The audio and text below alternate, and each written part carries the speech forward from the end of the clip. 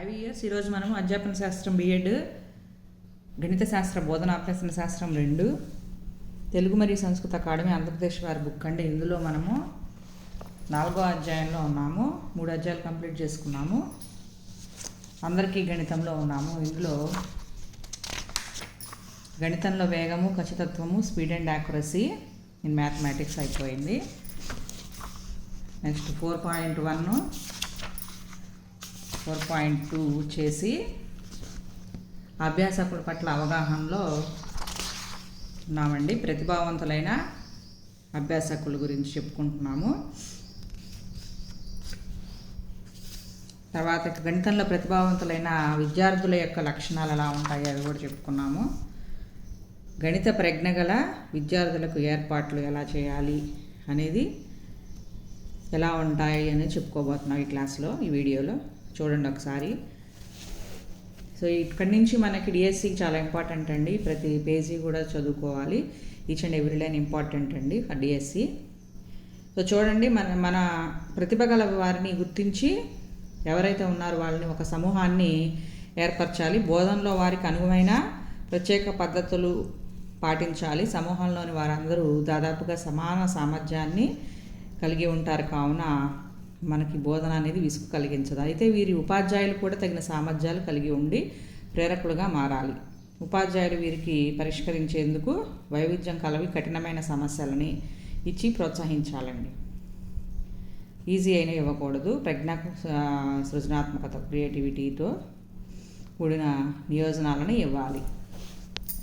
జిజ్ఞాసను తృప్తిపరిచేలా సమగ్రమైన విస్తృతమైన విద్యను అందించాలి. ప్రయోజనాత్మక ప్రాజెక్టులు, నమూనాల తయారీ వంటి కృత్యాలు ఇవ్వాలి. గణిత సంఘం ప్రదర్శనలు వంటి కార్యక్రమాల నిర్వహణ బాధ్యతలు ఇవ్వాలి. గణితపరమైన ప్రయోగాలు, ఆసక్తిదాయక పరిశోధనలు చేసే అవకాశాలు కలిగించాలి. గణిత పోటీలు, సదస్సులు మొన్నగు అంశాల సమాచారం ఇచ్చి పాల్గొనేందుకు ప్రోత్సహించాలి. పోటీలు కూడా పెట్టాలండి. నెక్స్ట్ ఇక సదస్సులు, మొన్నగున్నవి సెమినార్సు, వీటి గురించి సమాచారం ఇచ్చి పాల్గొనేందుకు ప్రోత్సాహం కలిగించాలి. ప్రయోజనం కలిగించేలా ఇంకా గణిత గ్రంథాలు, జర్నల్స్, పోటీ పరీక్షల పుస్తకాలు ఇవి ఎలా చదవాలో మార్గదర్శకం చేయాలి, గైడ్ చేయాలి. ఈ పుస్తకాలు వారికి అందేలా తగిన ఏర్పాట్లు చేయాలి. NTS, NMMS అంటే ఒలింపియాడ్ పరీక్షల వివరాలు చెప్పి వారిని ఆ పరీక్షలకు ప్రిపేర్ చేయాలి. బోధనలో అన్వేషణ పద్ధతి, ప్రయోగశాల పద్ధతి, విశ్లేషణ పద్ధతులను తరచుగా అనుసరించాలి. మందాభ్యాసకులు తగిన విధంగా మార్గదర్శకం చేయే అవకాశాలను కల్పించాలి. తర్వాత అంటే ఇప్పుడు బోధనలో మందాభ్యాసకులకు కూడా వాళ్ళు సహాయంగా ఉండేటట్టుగా ప్రోత్సహించాలి. అది వారికి మరింత ప్రయోజనం కలిగిస్తుంది. ఒకళ్ళకి చెప్పడం వల్ల మనకి బాగా వస్తుందండి.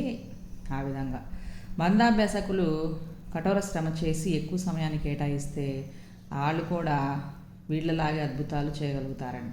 ఇలాంటి కార్యక్రమాలు నిర్వహించే ఉపాధ్యాయుడు గణితంలో బాగా ప్రజ్ఞ కలిగి విద్యార్థుల్లో గౌరవం కలవాడై ఉండాలి. అధిక జ్ఞానము, అనుభవము, విద్యార్థులను అదుపులో ఉంచగల వ్యక్తిత్వము, సర్దుబాటుతనం, ఫ్లెక్సిబిలిటీ, హాస్య స్ఫూర్తి, సెన్స్ ఆఫ్ హ్యూమరు, చిత్రత కలిగి ఉండాలి.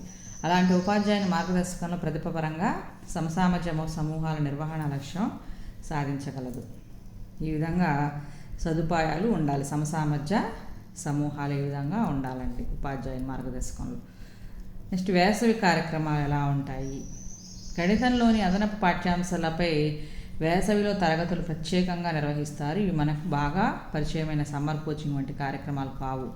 అంతర్జాతీయ గణిత పోటీ, ద ఇంటర్నేషనల్ మ్యాథమెటికల్ ఒలింపియాడ్ కోసం మన దేశంలో రాష్ట్ర స్థాయి ఒలింపియాడ్ అధిక ప్రజ్ఞ చూపిన వారిని జాతీయ మ్యాథమెటికల్ ఒలింపియాడ్కు శిక్షణ ఇవ్వడం జరుగుతుంది. ఇందులో ప్రజ్ఞాపరంగా ఎంపిక చేయబడ్డ వారికి IMAలో పాల్గొనటకు శిక్షణ ఇస్తారు. వేసవి కార్యక్రమాలుగా ఇవి నిర్వహిస్తారు. ఇవి చాలా విశేషమైనవి, ప్రతిష్టాత్మకమైనవండి. మ్యాథమెటికల్ ఒలింపియాడ్స్, గణిత సమయము, గణిత ప్రదర్శనలు, గణిత ప్రయోగశాలలు ఇవి ఇంపార్టెంట్ అండి డిఎస్సికి టాపిక్ గురించి. ఇవి గణితంలో ప్రతిభావంతులకు ఎంతగానో ఉపకరిస్తాయి. ఈ విద్యార్థికి స్ఫూర్తినిచ్చి ప్రజ్ఞతో పాటు ఈ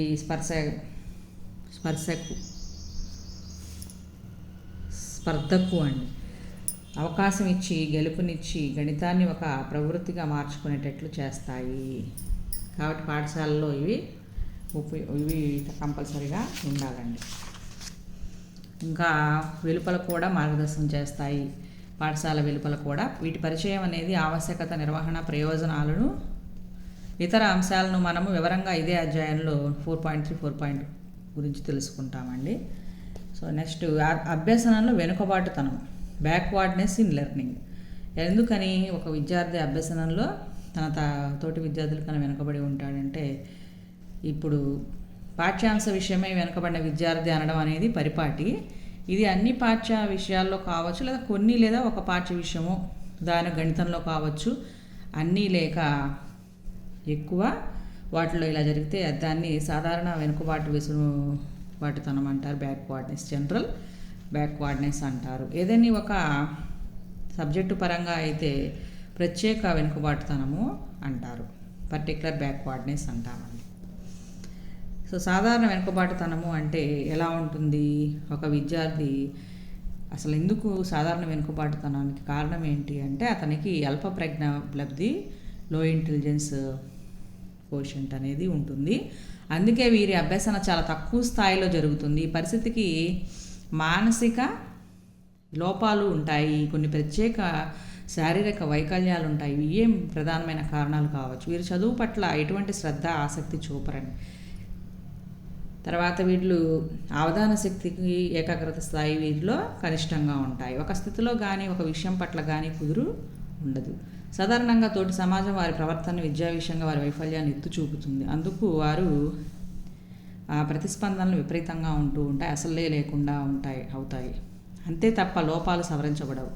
నిజానికి అది పద్ధతి కాదు. వారి స్థితిని అర్థం చేసుకొని ప్రత్యేకమైన శ్రద్ధతో అనుకూల బోధనా పద్ధతులు, సులువైన అభ్యసన విధానాలతో కొనసాగాలి. ఇందుకు ఉపాధ్యాయునికి తగిన శిక్షణ, నైపుణ్యం, స్పందించే లక్షణం, సవాళ్ళను స్వీకరించే తత్వం అనేది, మనోవైజ్ఞానిక సిద్ధాంతాల జ్ఞానం అనేది ఎంతో అవసరం. అప్పుడే సాధారణ వెనుకబాటుతల విద్యార్థులను ప్రధాన స్రవంతిలోకి తీసుకురావడానికి వీలవుతుందండి. దీనికి కారణాలు ఏంటి, నివారణ ఉపాయాలు ఏంటి అనేవి నెక్స్ట్ వీడియోలో చెప్పుకుందాము. Thank you.